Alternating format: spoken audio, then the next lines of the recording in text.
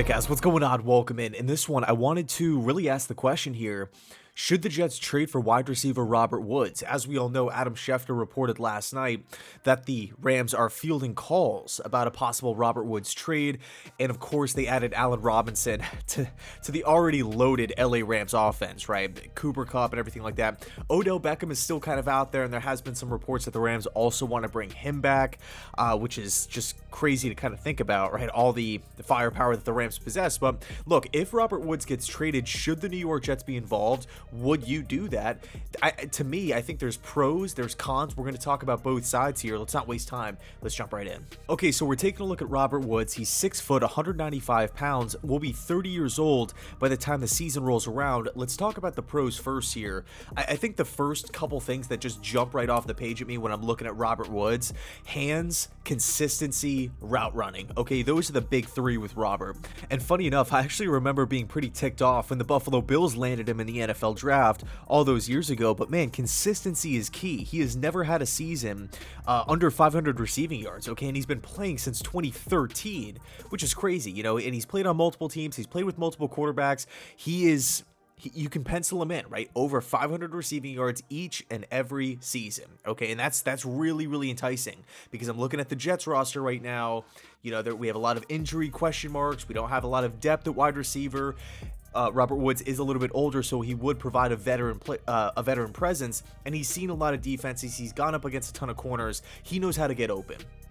Okay, the proof is in the pudding here. His resume backs it up. He comes in and fits the system really, really well. What does this system call for? It calls for separation, right? Being able to create that space in between you and the defender, being on time, in sync with the quarterback. You have to be in the right spot at the right time when the quarterback releases that football, okay? Because if you're not, it's probably going to be incomplete or picked off. That's just how it is in these in these West Coast style of concepts. And not only does Robert Woods have the skill set to fit the system, but he's been playing in a similar system with Sean McVay and the LA Rams for years, and that's where he really blossomed onto the scene. I mean, you take a look at 2018, 2019, 2020, Robert Woods' best seasons of his entire NFL career, they were really, really good, totaling 266 catches, just under 3,300 receiving yards with 14 touchdowns. Robert Woods can get open. He fits the system. He could win one-on-one in route running. He would come in and take pressure off of guys like Corey Davis and Elijah Moore. And I also think, because he is a little bit older, you know, of course, ideally you want as much young talent as possible, and I'm not opposed to adding young talent, not at all. I would actually prefer that. But in the case of Robert Woods, again, because he's seen a lot of defenses, because he spent so much time in a similar style of system, because he is 30 years old here, I think he would come in and add a steady hand to this offense, a guy that you could rely on. He does not drop the ball. He has very, very good hands. So you match that with the route running, you match that with a consistent resume. I think it makes a lot of sense from that standpoint to add a Robert Woods, but there are a couple drawbacks that we do need to talk about. Number one, he is coming off of an ACL surgery. Before the injury, he was looking pretty good, right? 9 games, 45 catches, 4 touchdowns. He was still a major contributor to that Rams offense. He was still making plays. He didn't give any sort of inclination of falling off a cliff or his production just tanking. Not at all. Right, he was still a major piece to that Rams offense. So an offense with a lot of firepower, and of course there is only one football. You know, Robert was still making noise. But whenever you're talking about acquiring a wide receiver who is going to be 30 plus, right, a guy who is going to be in the long-term vision of the franchise, he's not some one-year rental type of guy, you have to bring up a lower body injury, especially if that player is a wide receiver and his game is all about separation and route running, right? Beating teams over the middle of the field in the short passing game, intermediate passing game, being able to start and stop on a dime. That's Robert's skill set, right? That's his bread and butter right there. So you have to kind of lump that into the discussion here. I know ACLs aren't they're not as big of a deal as they used to be back, years and years ago, but it's still relevant. It's still important to bring up. The second Robert Woods, you look at him as good of a route runner as he is, as much production that he's had over the years with the Bills and the Rams. The one thing that I feel like he just doesn't really add to this Jets offense is being a consistent deep threat, just a guy that walks in with 4.2 speed that can take the top off of any defense on any given play. And with Zach Wilson's arm strength, I want that to be a layer of this offense. We just don't have that. I like Corey Davis one-on-one, on the perimeter outside. I think Elijah Moore can really hurt teams up the seam, but I'm talking about a consistent basis.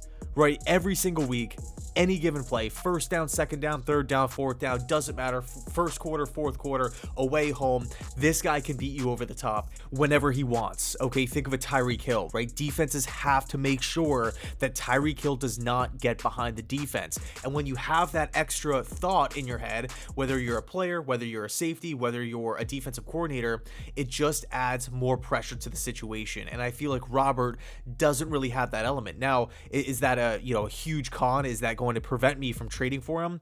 Probably not, no, but it's definitely something that needs to be talked about, because if you go out and acquire Robert Woods, you still have another area to address if you are the Jets offense. Now, of course, you could go address that in the draft. I mean, there's other, speedy wide receivers that maybe you could rely on in that category, like a Will Fuller. He's an available free agent.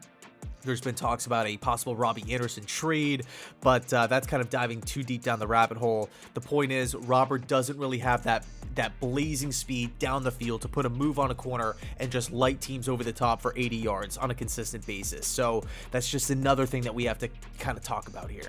Now, the last part that I did want to talk about is the contract situation, okay? A really, really important part whenever you're talking about adding a player via trade. So we're looking at Robert Woods right now. He is a $15.7 million cap hit for 2022. That's base salary $10 million, plus his prorated bonus, plus his roster bonus, according to overthecap.com. So the Rams would be paying the prorated bonus, which is $2.2 million, okay, dropping his $15.7 million cap hit down to $13.5 if you were to be traded. And then when you start taking a look at the guaranteed money in 2023, 24, and 25, because this extension, Robert Woods signed an extension years ago, right, to start this upcoming season.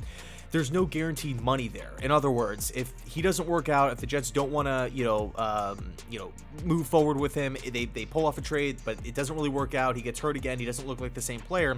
We're not on the hook paying this guy $20 million a season or anything crazy like that. The guaranteed money is zero over those 3 years, which I think is really interesting. So as far as the trade compensation is concerned, does it really matter? Because the Rams are going to trade the pick anyway. I'm kidding. I would say anywhere from a mid-round pick to a late-round pick, but considering where the cap is right now, right? The cap is going up next season, and it's probably going to continue to be going up. You look at some of these wide receiver contracts. Devontae Adams just became the highest paid wide receiver yesterday. Christian Kirk, that deal was crazy, super crazy. These wide receivers are getting paid a ton of money. So adding a veteran wide receiver in Robert Woods at this number with this team-friendly style of deal could be really attractive. And I'm looking at teams like the Detroit Lions, who's the general manager of Detroit? It's Brad Holmes, who came from LA. Does Robert Woods have playing experience with Jared Goff? Yes, he does. So I think Detroit makes a lot of sense. I think maybe there could be some other teams in the mix, maybe a Philadelphia, right, where the bidding war would start to increase. But I would say anywhere from a 3rd round pick, 4th round pick, maybe 5th round pick. But I think I would have to land on a 4th round pick to go get Robert Woods. Anyway, let me know your thoughts down below in the comment section about Robert, a possible New York Jets fit. And as always, thanks so much for watching. I really, really do appreciate it. And yeah, go Jets.